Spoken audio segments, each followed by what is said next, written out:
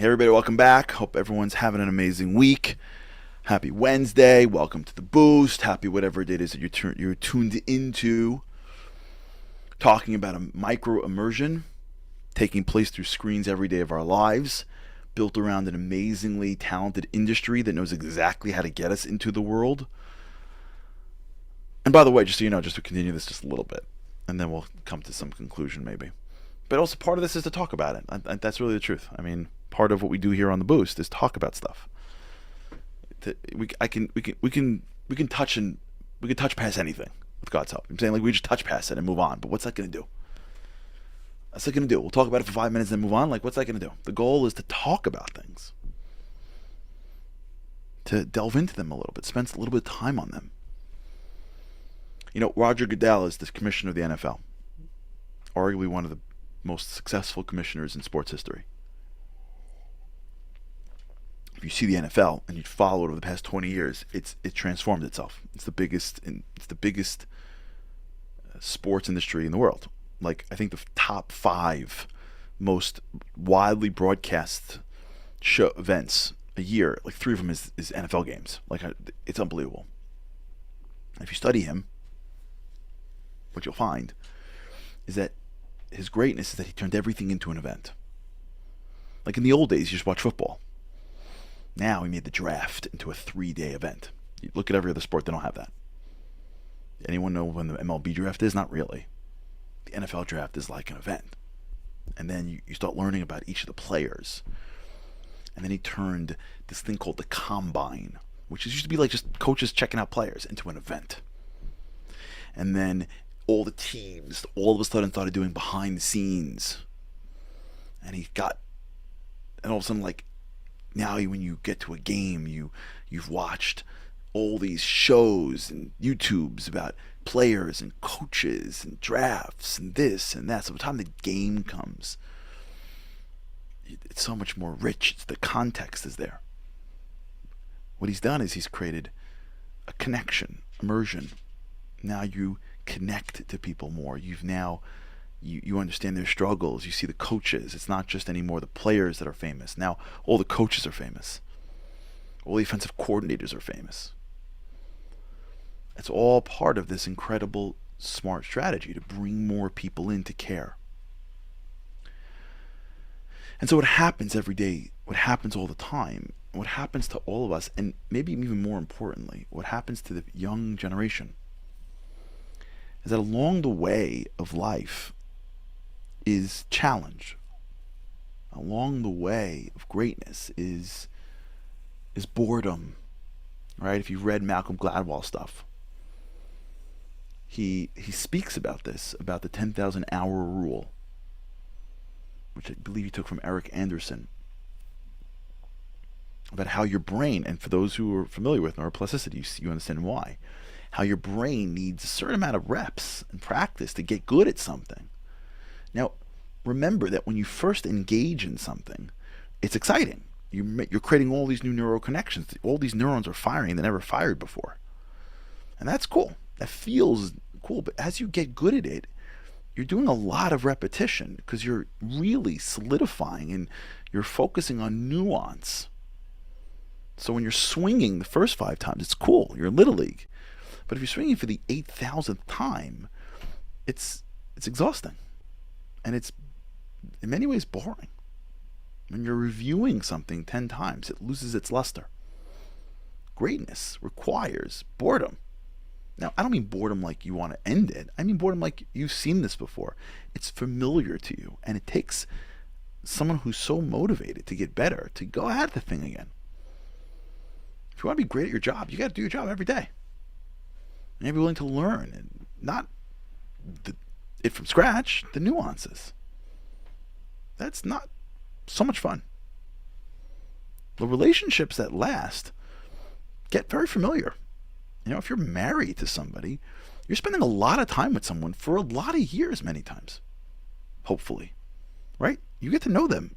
They don't become familiar over time. If you're raising a kid, that's a lot of time. If you're engaged in anything of real meaning, there's a lot of time where things feel like yesterday. And part of the experience is continuing the engagement even though it doesn't feel new. That's greatness. And when you have that and you compare it to micro immersion, of where there's a synthetic that is driving a certain amount of excitement, it's really hard to go back and find the flavor in the mundane when you have this exciting candy waiting for you in the micro moments of your day, immersing you into different worlds, immersing you into different experiences, immersing you into representatives that are doing incredible things. You are connected to something where every shot is lighting up a crowd. That is so much more exciting than you're going to go and sit in a home with a few people in it and like listen to a story that sounded very similar to yesterday's story, because the person doesn't have a very different life than he had yesterday. Kids in the same class, basically the same friends, basically the same experience in math. But the return on the time spent on the game and the return on the time spent on the kid to your quality of life isn't even comparable. But when we realize that we are paying a hefty price for micro immersions. In fact, it's the micro immersions that are changing our lives. It's the micro immersions that are shifting how we see the world. It's the micro immersions that are making life tasteless. Because if I wouldn't have a show that was scripted and a relationship that was fake, I can have a relationship that's real.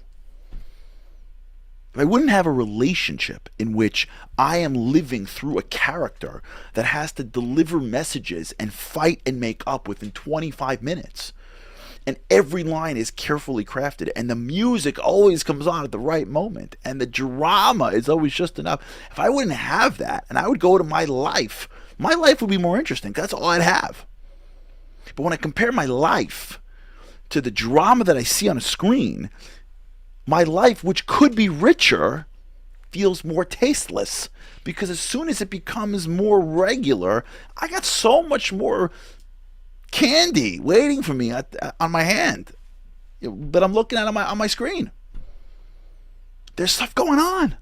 Someone may die. Someone may live. People are getting together. There's a championship to win. There's so many things happening in front of my screen. The stuff going on to my right is just the regular stuff. It's just work. It happens every day. It's just kids. They're fine. They hate school. Welcome to life. It's just my life. It's just my friends. If you're engaged in spirituality and you're doing rituals, it's just the same ritual again and again and again and again and again and again and again. How do I get any meaning out of that?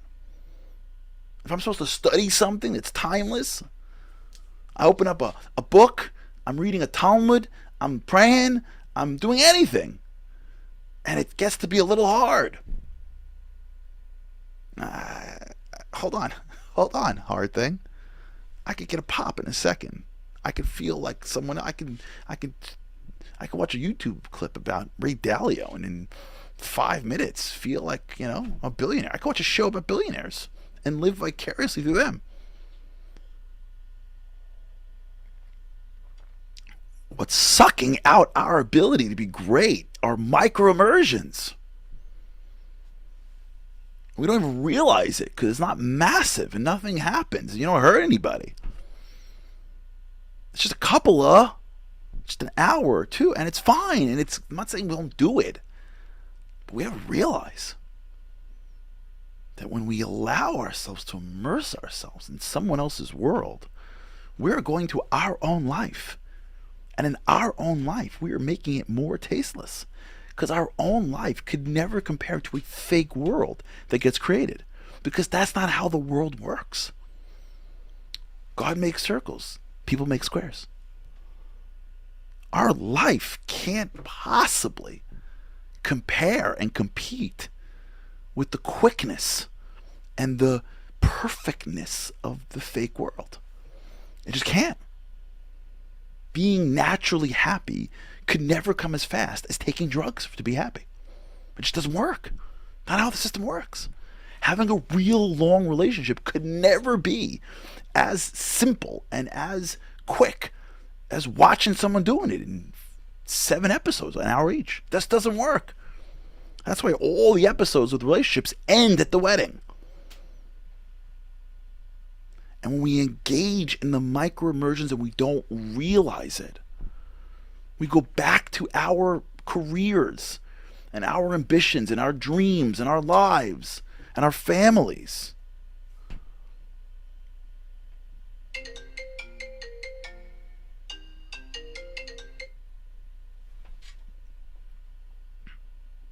And we don't have that same gusto.